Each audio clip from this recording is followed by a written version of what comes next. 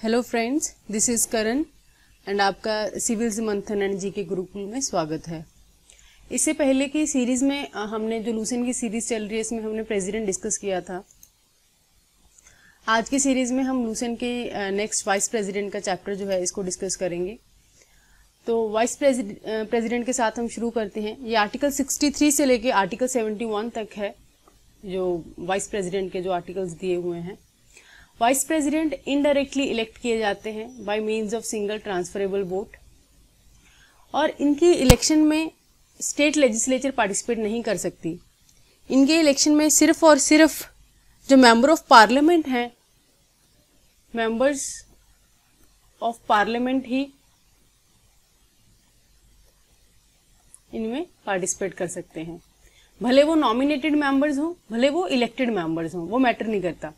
और स्टेट की जो असेंबलीज के मेंबर हैं, स्टेट लेजिस्लेचर्स जो हैं, वो पार्टिसिपेट नहीं करती हैं। इससे पहले हमने देखा था कि जो प्रेसिडेंट है उसमें नॉमिनेटेड मेंबर्स ही, जो इलेक्टेड मेंबर्स हैं सिर्फ वही पार्टिसिपेट करते हैं, स्टेट के भी, यूनियन टेरिटरी के भी and both Lok Sabha and Rajya Sabha के भी, मींस पार्लियामेंट के भी।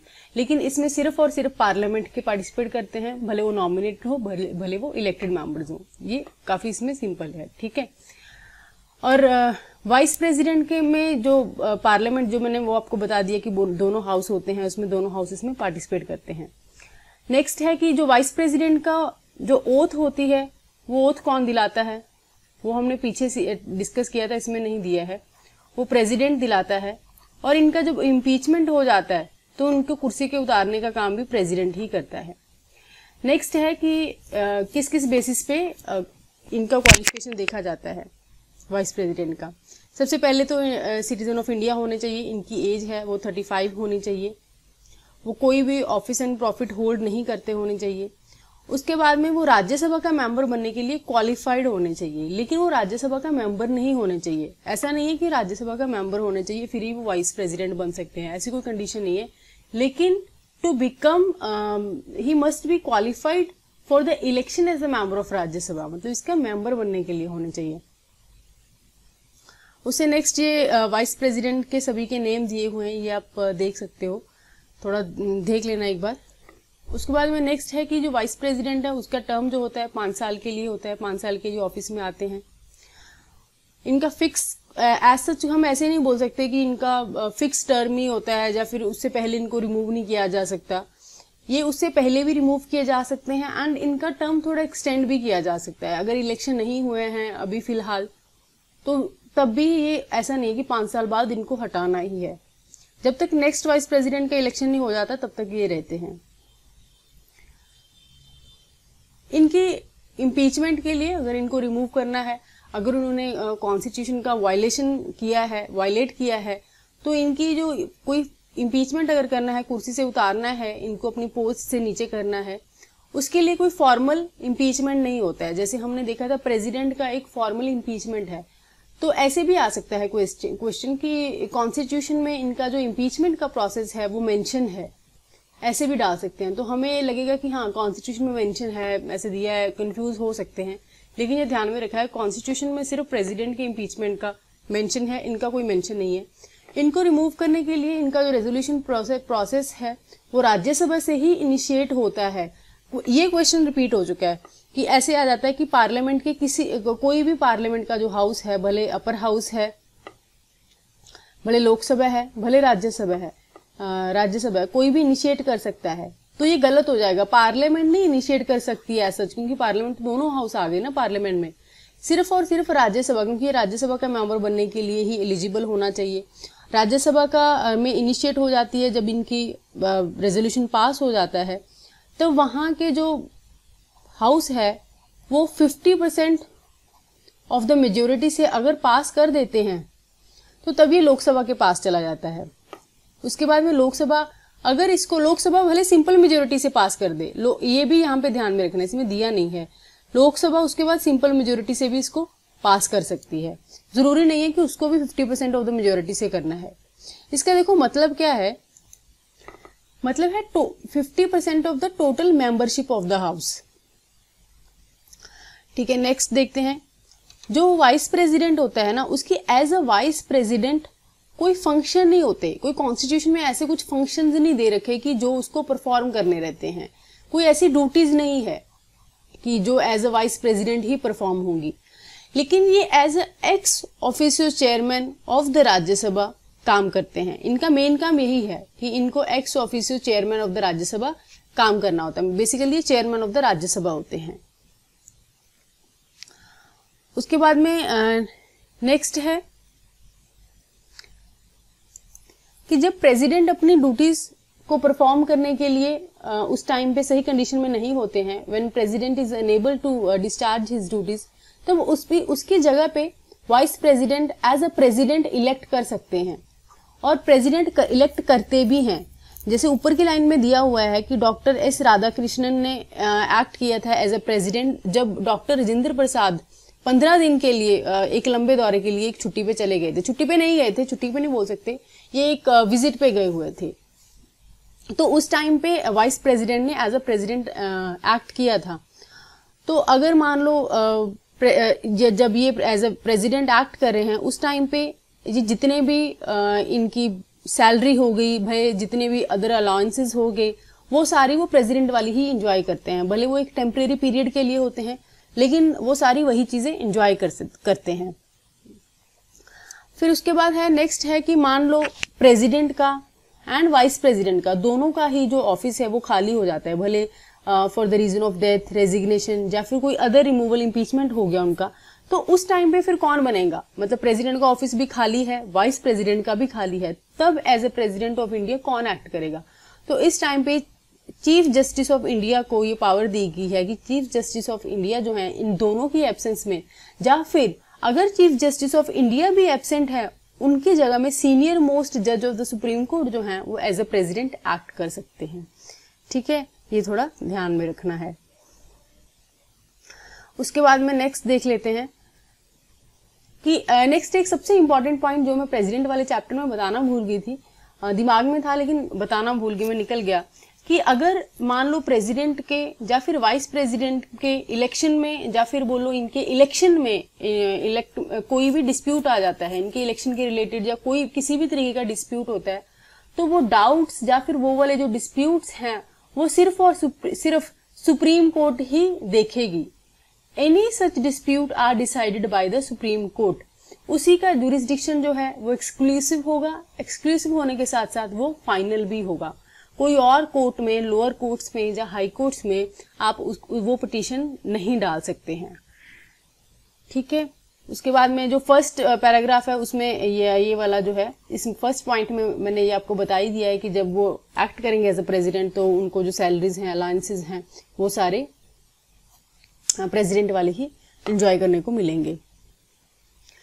उसके बाद में नेक्स्ट ये है कि अगर मान लो किसी भी प्रेसिडेंट का या वाइस प्रेसिडेंट का इम्पीचमेंट हो जाता है, अगर मान लो वो सुप्रीम कोर्ट डिक्लेयर कर देती है कि हाँ ठीक है, मतलब इनको सुप्रीम कोर्ट नहीं इनका वैसे ही इम्पीचमेंट कर देते हैं, या फिर इन्होंने कोई क्राइम कर दिया है, उस क्राइम में सुप्रीम कोर्ट डिक्लेयर कर देती है इनको कि इनको अभी स्टेप डाउन करना पड़ेगा, तो जब वो सुप्रीम कोर्ट ऐसा डिसीजन ले रही है, उसके जो पहले के जितने भी फंक्शंस प्रेसिडेंट या वाइस प्रेसिडेंट ने परफॉर्म किए हैं वो फंक्शंस इनवैलिडेट नहीं किए जाएंगे। ऐसा नहीं है कि सुप्रीम कोर्ट ने अभी ऑर्डर निकाल दिया है कि इनको मतलब कि स्टेप डाउन करवाना है, ठीक है, अभी मतलब इन्होंने कुछ क्राइम किया है एंड वो कन्विक्शन प्रूव हो जाता है उनके अगेंस्ट, तो ऐसा नहीं है कि इससे पहले उन्होंने जहां भी जो भी बिल पे साइन किए थे, जो भी अमेंडमेंट्स हो गई उनके टाइम पे, या फिर अदर कुछ भी कोई भी चीजें फंक्शंस उनके द्वारा या फिर डील्स ट्रीटीज कुछ भी किया गया है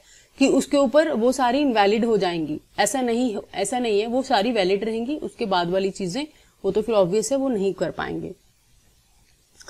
इसके अगला जो चैप्टर है वो है prime minister and the union council of ministers.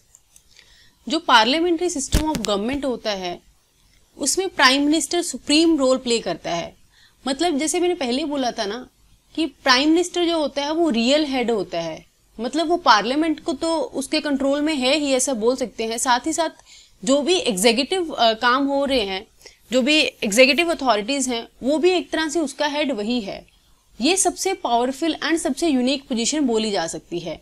In the parliamentary system of government, क्योंकि जो प्रेसिडेंट है वो हमारा नॉमिनेटेड हेड है, नॉमिनल हेड है, हम ऐसा बोल सकते हैं। ये मैंने पहले भी आपको क्लियर किया था। यहाँ पे सारे प्राइम मिनिस्टर्स का दे रखा है एक बार वेरवा थोड़ा सा, कि कौन कौन से हैं जिनके अगेंस्ट नो कॉन्फिडेंस पास हो गया था, कि उनसे नो कॉन्फिडेंस की से डिफीट हो गए थे और वो स्टेप डाउन करना पड़ा था।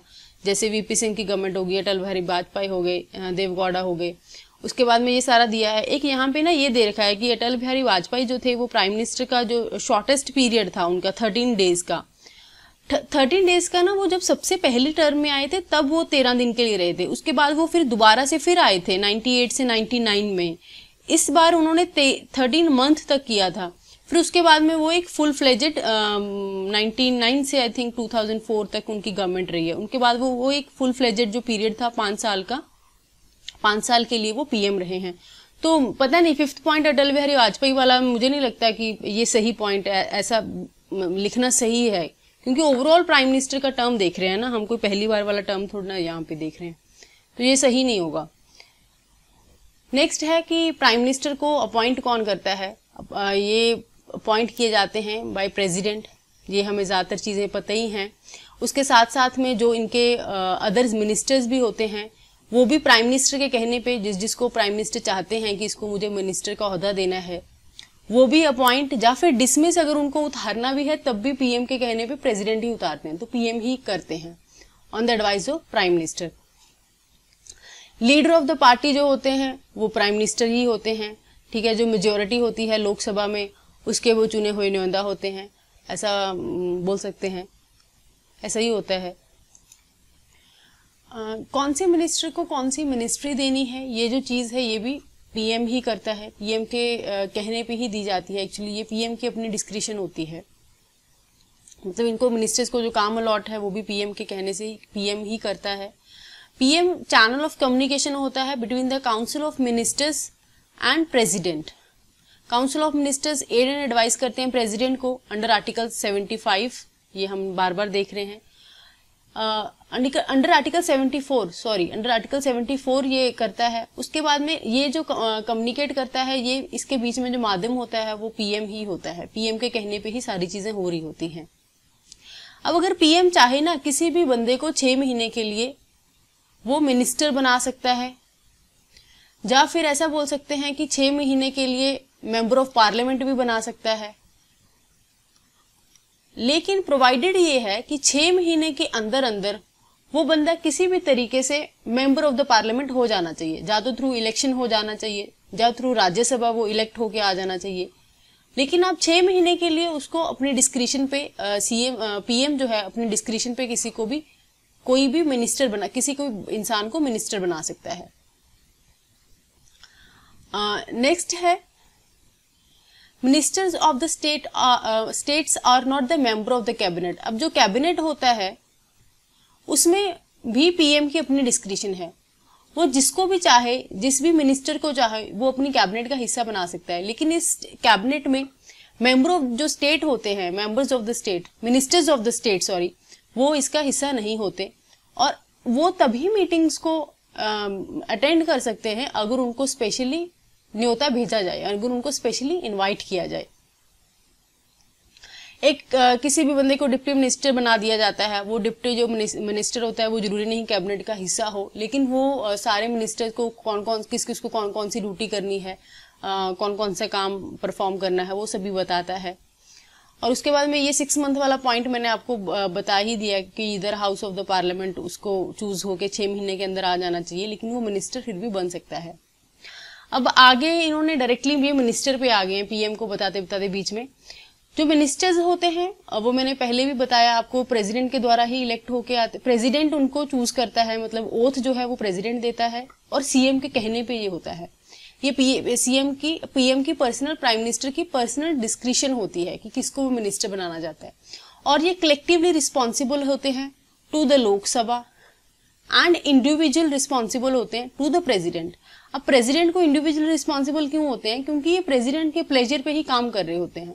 जब भी प्राइम मिनिस्टर चाहे प्रेसिडेंट को बोल के किसी भी मिनिस्टर को ओहदे से हटा सकता है। अगर वो चाहे कि अभी स्मृति ईरानी है जैसे, तो अगर मोदी जी चाहें कि इसको हटाना है, ये सही से काम नहीं कर रही हैं, ये बहुत लफड़े हो रहे हैं इधर इसकी मिनिस्ट्री में, तो कभी कभी भी प्रेसिडेंट उसको हटा सकता है। ऐसा नहीं है एक बार चूज हो गया तो 5 साल के लिए रहेगा, कभी भी फेरबदल हो सकता है कैबिनेट में। और कलेक्टिवली रिस्पॉन्सिबल वाला ये यूपीएससी एक बार पूछ भी चुका है कि जो मिनिस्टर्स होते हैं they sink and swim together. मान लो इनके against no confidence motion pass हो जाता है, मोशन पास हो गया, अगर इनके अगेंस्ट मोशन पास हो जाता है, उस केस में ऐसा नहीं है कि कोई एक बंदा नो कॉन्फिडेंस मोशन पास होने नो कॉन्फिडेंस मोशन अगर इनके अगेंस्ट पास हो जाता है, नो कॉन्फिडेंस मोशन पास होने से कोई एक बंदा नहीं रिजाइन करेगा, या कोई 2 बंदे रिजाइन नहीं कर देंगे जिनके अगेंस्ट कोई ऐसा है। ये पूरे के पूरे काउंसिल ऑफ मिनिस्टर्स के अगेंस्ट पास होता है नो कॉन्फिडेंस मोशन, और सारे के सारे को ही रिजाइन करना पड़ता है अगर ये पास हो जाता है। ये चीज है।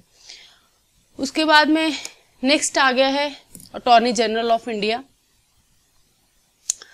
अटॉर्नी जनरल ऑफ इंडिया भी हम अभी देख लेते हैं, फिर इसके बाद कंट्रोलर जनरल ऑफ इंडिया है। ठीक है, अटॉर्नी जनरल ऑफ इंडिया हम नेक्स्ट देखते हैं। ये इनको फर्स्ट लॉ मिनिस्टर भी बोला जाता है, हाईएस्ट लॉ मिनिस्टर या फिर first law officer, sorry minister बोल रही हूँ, फर्स्ट लॉ ऑफिसर भी बोला जाता है। गवर्नमेंट ऑफ इंडिया के की तरफ से ये एक तरह से एडवोकेट होते हैं। गवर्नमेंट का कोई भी मैटर है, अगर वो कोई लीगल मैटर है, अगर वो सुप्रीम कोर्ट में जा रहा है या हाई कोर्ट में जा रहा है, तो उनको गवर्नमेंट की तरफ से कौन वो केस लड़ेगा, वो होता है गवर्नमेंट की तरफ से केस लड़ने वाला अटॉर्नी जनरल ऑफ इंडिया। इनको जो अपॉइंट करते हैं वो प्रेसिडेंट होते हैं, प्रेसिडेंट के द्वारा अपॉइंट किया जाता है। And they hold office during the pleasure of the president. ये कुछ बार डायरेक्टली ऐसे लाइन नहीं आ जाती है। इनकी जो क्वालिफिकेशन होती है वो सेम होती है एज अ जज ऑफ द सुप्रीम कोर्ट, और वो ऑब्वियस है लीगल ऑफिसर हैं, तो लॉ ऑफिसर हैं, या फिर ऐसे बोलो लीगल केसेस के लिए लड़ेंगे हमारे गवर्नमेंट ऑफ इंडिया की तरफ से, तो वो जज ऑफ सुप्रीम कोर्ट की जितने ही उनकी क्वालिफिकेशन होनी चाहिए। और एक जो सबसे इंपॉर्टेंट चीज है ना, यूपीएससी कभी भी पूछ सकते हैं, मुझे लगता है ये कभी भी पूछा जा सकता है, इंपॉर्टेंट है कि क्या उसके अटॉर्नी जनरल ऑफ इंडिया जो है वो कभी भी प्राइवेटली अपनी लॉ प्रैक्टिसेस को नहीं कर सकते हैं कंटिन्यू। तो हमें लगता है कि अगर लॉ ने अपॉइंट कर लिया तो ऑफिस ऑफ प्रॉफिट का यहाँ भी मुद्दा आ सकता है कि तो वो अपनी पर्सनल जो प्रैक्टिसेस हैं इसके बाहर, गवर्नमेंट ऑफ इंडिया के केसेस से बाहर नहीं करेंगे। ऐसा कुछ नहीं है, वो कर सकते हैं। गवर्नमेंट ऑफ इंडिया का मान लो जिस टाइम पे कोई केस उनके पास नहीं है तो उनकी मर्जी है, वो बाहर का भी कोई केस ले सकते हैं और बाहर का भी कोई केस लड़ सकते हैं, तो ऐसी कोई बंदिश नहीं है। ये कैबिनेट का मेंबर नहीं होते हैं, ये ना ही पार्लियामेंट का कोई हिस्सा होते हैं, ना ही पार्लियामेंट का कोई पार्ट होते हैं, लेकिन इनके पास right to speak in the house होता है। ये पार्लियामेंट में बोल सकते हैं, they have a right to speak, लेकिन ये उसमें वोट नहीं कर सकते, they have no right to vote. लेकिन ये किसी भी कमेटी में भी जाके बोल सकते हैं और पार्लियामेंट के भी किसी भी हाउस में जाके बोल सकते हैं। इनका जो प्रिविलेजेस होता है वो मेंबर ऑफ पार्लियामेंट जो होते हैं उन्हीं के द्वारा, उन्हें ही के जितना ही दिया जाता है, क्योंकि ये भी एक इम्पॉर्टेंट चेयर है, ऐसा बोल सकते हैं गवर्नमेंट के लिए। और ये किसी भी कोर्ट में in the territory of India में ऑल कोर्ट में ये जाके गवर्नमेंट की तरफ से कोर्ट को हेयर कर सकते हैं। He is not a whole time counsellor for the government nor a government servant. वो मैंने आपको पहले ही बता दिया है, वो होल टाइम काउंसिल नहीं है। ऐसा नहीं है कि अगर गवर्नमेंट ऑफ इंडिया का उनके अभी कोई केस नहीं है उनकी तरफ से लड़ने के लिए कोर्ट में, तो ऐसा नहीं है वो वेले बैठे रहेंगे कि हाँ गवर्नमेंट ऑफ इंडिया का ही हम ऑफिसर हैं तो नहीं करेंगे। इसका मतलब यही है कि वो अपनी प्राइवेट प्रैक्टिसेस भी कर सकते हैं अगर वो चाहें तो। नेक्स्ट आ गया controller and auditor general of India. ये जितना भी हमारा फाइनेंशियल सिस्टम होता है, चाहे वो यूनियन का हो चाहे वो स्टेट का हो, वो सारे का सारा कैग देखते हैं, controller and auditor general of India. इनको प्रेसिडेंट के द्वारा अपॉइंट किया जाता है, इनकी अपॉइंटमेंट प्रेसिडेंट करते हैं। ये रिमूव हो सकते हैं, removed only on the grounds of both the houses only on the grounds of misbehaviour and incapacity. अगर इनकैपेसिटी, जब मिसबिहेवियर, जब कुछ ऐसा करते हैं, वायलेशन इस तरीके का कोई करते हैं, तभी इनको रिमूव किया जा सकता है इनकी सर्विस से। इनकी जो सैलरीज हैं और जो कंडीशन है या फिर जो भी अलाउंसेस मिलने हैं वो पार्लियामेंट के द्वारा ले डाउन किए जाते हैं। वो पार्लियामेंट डिसाइड करता है कि कितने करने हैं, कितना देना है। नेक्स्ट आता है कंट्रोलर एंड ऑडिटर जनरल, जो हैं वो 6 महीने के लिए अपॉइंट किए जाते हैं। जब वो ऑफिस में आते हैं, मतलब उसके बाद वो 6 महीने के लिए वहां तक रहते हैं, और 6 साल तक रहते हैं, 6 साल के लिए अपॉइंट किए जाते हैं। एंड इनकी जो एज या फिर 6 साल या फिर 65 ईयर्स ऑफ एज, दोनों से, मतलब जो भी पहले कंप्लीट हो जाए। अगर मान लो अभी वो 63 ईयर्स के हैं, कोई मतलब हैं, जैसे उनको अपॉइंट किया जाता है कैग, 63 ईयर की एज पे अगर अपॉइंट हो गए तो वो ऐसा नहीं बोल सकते कि 6 साल की टर्म है तो मैं पूरा कंप्लीट करूंगा। लेकिन 63 के हैं, 65 तक हो जाना चाहिए, तो 2 साल की भले टर्म हुई है तो लेकिन उनको स्टेप डाउन करना पड़ेगा, क्योंकि 6 साल या तो फिर 65 साल, दोनों में से जो भी पहले हो जाए। नेक्स्ट है उनकी जो सैलरीज होती हैं वो इक्वल होती हैं एज अ जज ऑफ द सुप्रीम कोर्ट। ठीक है। उनकी जो condition further the government office, CAG का जो इम्पीचमेंट है, इनका जो रिमूवल है वो सेम एज द जज ऑफ सुप्रीम कोर्ट होता है। जैसे हम सुप्रीम कोर्ट के जज का आगे पढ़ेंगे, बस आपको ये याद रखना है कि इनका जो रिमूवल है एज जज ऑफ सुप्रीम कोर्ट होता है।